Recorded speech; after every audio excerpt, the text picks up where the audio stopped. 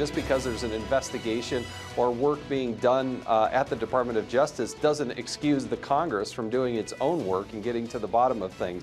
This is about the fight for the soul of our democracy. We cannot afford to lose this one. There you see the leaders of the House Oversight Government Reform Committee, Chairman Jason Chaffetz, Ranking Democrat Elijah Cummings. They both join us now this morning. Congressman, thank you for joining us this morning. Mr. Chairman, let me begin with you. And first of all, your reaction to the more we're learning about that extraordinary meeting between the president and the Russian Foreign Minister Lavrov. You have both the revelation of highly classified information and then this report in the New York Times that the president was talking about James Comey in the meeting, calling him a nut job and saying the pressure is off. Your reaction? Well, I hope that's not true. I don't know if that was said or not said.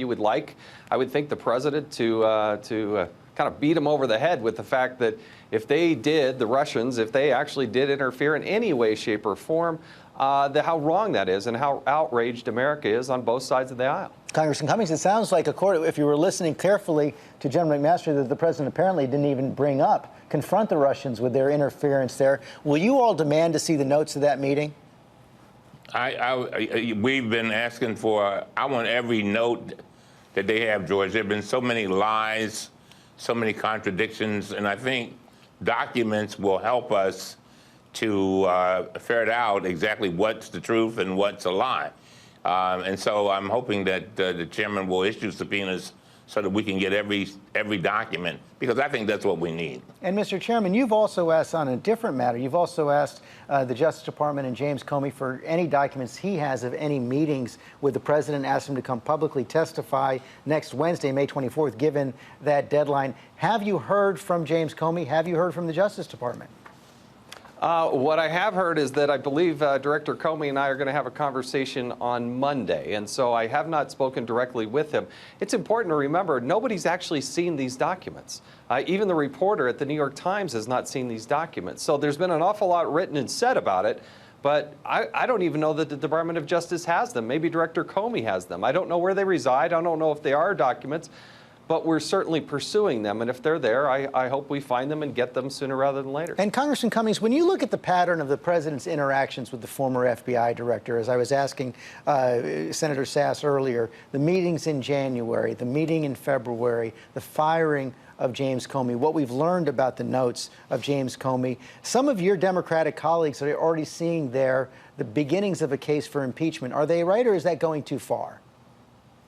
I think that we need to gather the facts. I've been always one to be very careful with regard to the gathering of the facts and then coming to the conclusions, as opposed to having a conclusion and trying to search for the facts. I've seen that in the past so many times. I think that that'll take care of itself. But basically, George, there are three things going on here. One, we've got to figure out what this whole idea of the Russians interfering with our elections was all about. After all, 17 of our intelligence agencies said it did happen. Two, we've got to figure out whether there was collusion, and that I'm sure that'll come out. And three, we've got to figure out exactly whether there was some type of cover-up. That's how I see this. And so all along, we're going to have to look at it very carefully.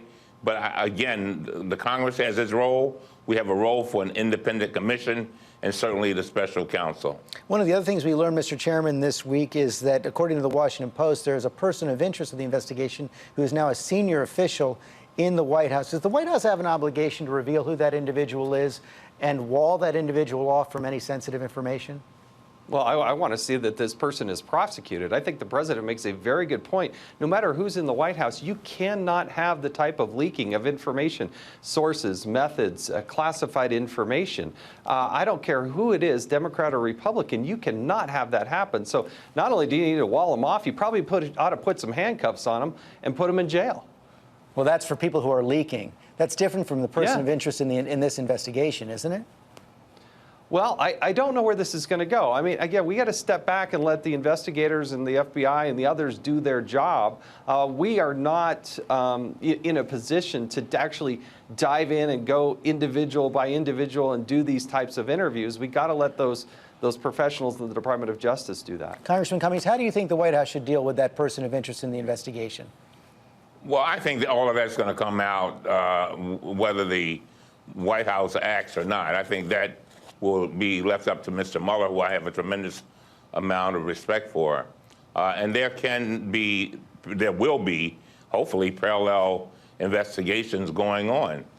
Just the other day in our briefing, Mr. Rosenstein basically told us that he pretty much welcomed us pursuing our investigation with regard to looking at this broad picture of the whole idea of the Russians interfering with our elections. On that point, can I just interrupt you for a second there, Congressman? Because in that meeting, is it true that Mr. Rosenstein did not tell you who told him to write that memo that was released at parallel with the firing of James Comey? No, he didn't. He did not tell us. No, he did not. But again, Why we've not? got to understand that you got to ask him.